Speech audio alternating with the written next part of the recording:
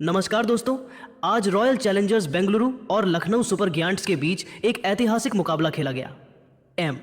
Chinnaswamy stadium की वह शाम किसी ऐतिहासिक गर्जना से कम नहीं थी जब रॉयल चैलेंजर्स बेंगलुरु के कप्तान रजत पाटीदार ने टॉस का सिक्का जीता और पहले गेंदबाजी करने का निर्णय लिया। तो लखनऊ सुपर जायंट्स की ओर से पारी की शुरुआत करने के लिए एड बाइसन के नाम से मशहूर मिचेल मार्श और दक्षिण अफ्रीकी मास्टर क्लास एडेन मार्करम की जोड़ी मैदान पर उतरी।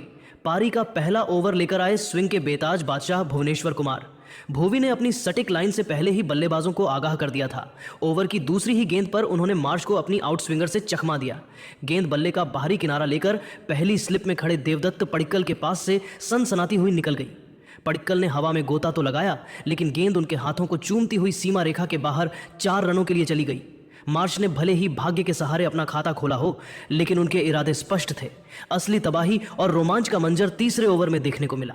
भुवनेश्वर कुमार ने अपनी सबसे घातक और प्रसिद्ध हथियार नकल बॉल का इस्तेमाल करने की कोशिश की, लेकिन गेंद की लंबाई थोड़ी छोटी रह गई। मिचेल मार्श जैसे ताकतवर बल्लेबाज के लिए यह किसी तोहफे से कम नहीं था। उन्होंने बिजली की फुर्ती के साथ बैकफुट पर जाकर गेंद पर प्रहार किया और 102 मीटर लंबा एक राक्षसी छक्का जड़ दिया। वह प्रहार इतना शक्तिशाली था कि गेंद सीधे चिन्नास्वामी की छत पर जा गिरी और अंपायरों को नई गेंद मंगानी पड़ी। हालांकि मैच की इस दिशा को मोड़ने के लिए चौथे ओवर में युवा रसिक सलाम डार ने कमान संभाली। रसिक ने आते ही अपनी गेंदबाजी से मैच का पूरा नक्शा बदल दिया। उन्होंने एडेन मार्करम 12 रन को एक चालाकी भरी लो फुल टॉस गेंद डाली। मार्करम उसे मिड विकेट की ओर फ्लिक करना चाहते थे, लेकिन गेंद ने बल्ले का ऊपरी हिस्सा लिया और हवा में ऊंची टंग गई। कवर पर तैनात देवदत्त पडिक्कल ने इस बार कोई गलती नहीं की और एक शानदार डाइविंग कैच लपक कर मार्करम की पारी का अंत किया। मार्करम के जाने के बाद खतरनाक निकोलस पूरन मैदान पर आए, लेकिन आज चिन्नास्वामी की फिजा में आरसीबी का जादू सर चढ़कर बोल रहा था। पावर प्ले के आखिरी ओवरों में कप्तान ने जोश हेजलवुड को मोर्चे पर लगाया। हेजलवुड ने अपनी टेस्ट मैच लेंथ और अतिरिक्त उछाल से लखनऊ के बल्लेबाजों को घुटनों पर ला दिया। हेजलवुड ने एक ऐसी आग उगलती गेंद डाली जिस पर निकोलस पूरन पुल शॉट खेलने के प्रयास में पूरी तरह बीट हुए। गेंद उनके डिफेंस को चीरती हुई सीधे मिडिल स्टंप को उखाड़ ले गई।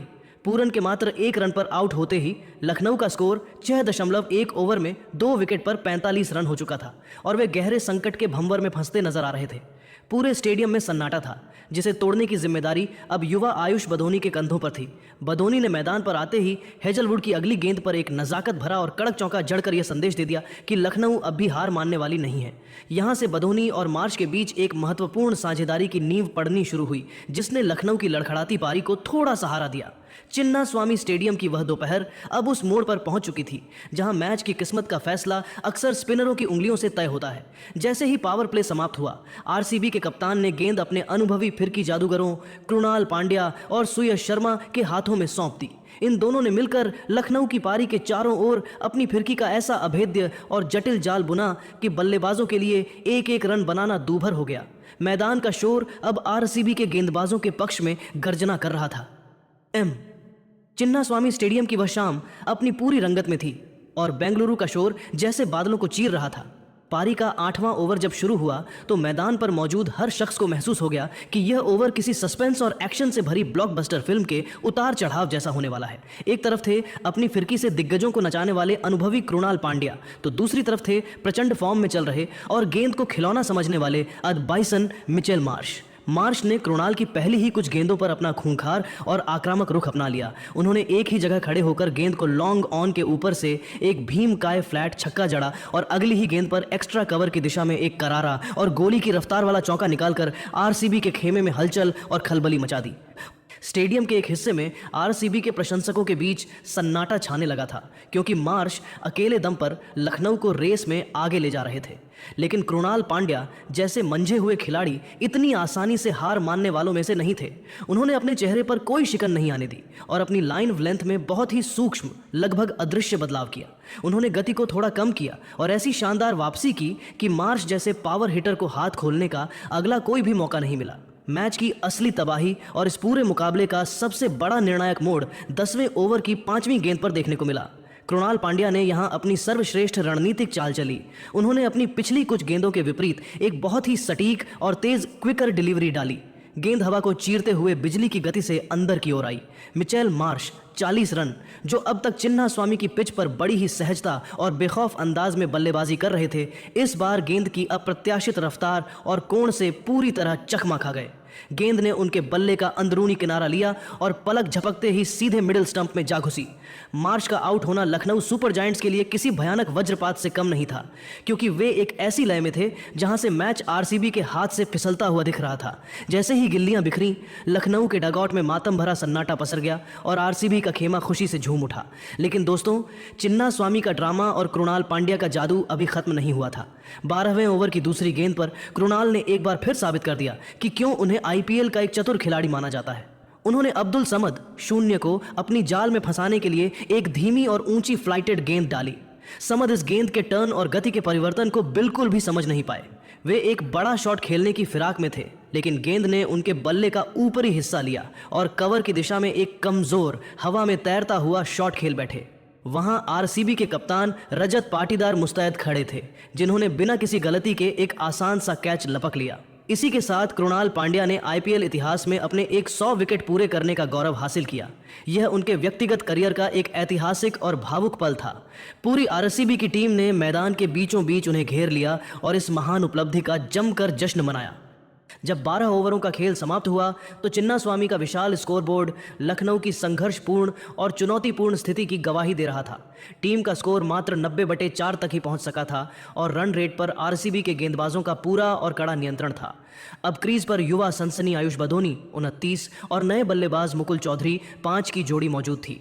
इन दोनों के नाजुक कंधों पर अब अपनी टीम को इस मुश्किल और गहरे भंवर से सुरक्षित निकालने की एक भारी जिम्मेदारी थी। मुकुल चौधरी ने अपनी पारी की शुरुआत जिस अंदाज में की, उसने सबको प्रभावित किया। उन्होंने कृणाल पांड्या की एक गेंद पर बहुत ही दिलेरी दिखाते हुए एक चीकी और कलात्मक लैप शॉट खेला, जिससे गेंद लेग साइड की बाउंड्री को चूमती हुई 4 रनों के लिए चली गई। उन्होंने अपना खाता इस शानदार चौके के साथ खोला। दूसरे छोर पर मिस्ट्री स्पिनर सुयश शर्मा ने भी अपनी किफायती और रहस्यमयी गेंदबाजी से लखनऊ के बल्लेबाजों को जैसे जंजीरों में बांध रखा था। उनकी हर गेंद एक नई पहेली की तरह थी। हालांकि आयुष बदोनी ने हार मानने के बजाय संघर्ष का रास्ता चुना। उन्होंने सुयश के खिलाफ अपने कदमों का बेहतरीन इस्तेमाल करते हुए क्रीज से बाहर निकलकर बैक टू बैक 2 शानदार और कड़क चौके जड़े। इन प्रहारों की बदौलत बदोनी ने लखनऊ की रन रेट को 7.50 के एक सम्मानजनक स्तर पर बनाए रखा। आरसीबी के गेंदबाजों ने पहले 12 ओवरों में पूरी तरह से अपना शिकंजा कस दिया था, लेकिन बदोनी की यह निडरता और मुकुल की तकनीक यह संकेत दे रही थी कि लखनऊ अभी भी खेल में बनी हुई है और अंतिम ओवरों में एक बड़ा पलटवार करने का मादा रखती है। चिन्ना स्वामी का यह मैदान अब एक और रोमांचक, सांसें रोक देने वाले और अनिश्चितता से भरे अंतिम चरण की ओर तेजी से बढ़ रहा था, जहां हर आने वाली गेंद एक नई कहानी। चिन्ना स्वामी स्टेडियम की वह शाम अब अपने सबसे निर्णायक और रोमांचक मोड़ पर पहुंच चुकी थी। जब पारी के 12 ओवर समाप्त हुए तो लखनऊ सुपर जायंट्स का स्कोर 90/4 था और आरसीबी के गेंदबाजों ने अपनी फिरकी से मेहमान टीम पर पूरी तरह शिकंजा कसा हुआ था। लेकिन असली ड्रामा तो अब शुरू होने वाला था। 13वें ओवर में सुयश शर्मा की फिरकी के खिलाफ मुकुल चौधरी ने अपने इरादे साफ किए। सुयश ने लेग स्टंप पर गेंद डाली और मुकुल ने घुटने टेक कर एक शानदार पैडल स्वीप खेला, जो कीपर को छकाते हुए सीधे फाइन लेग बाउंड्री के पार 4 रनों के लिए चली गई। मुकुल आज अपनी तकनीक और ताकत का बेजोड़ संतुलन दिखा रहे थे। चिन्ना स्वामी स्टेडियम की उमस भरी शाम अब अपने सबसे रोमांचक और निर्णायक पड़ाव की ओर बढ़ रही थी।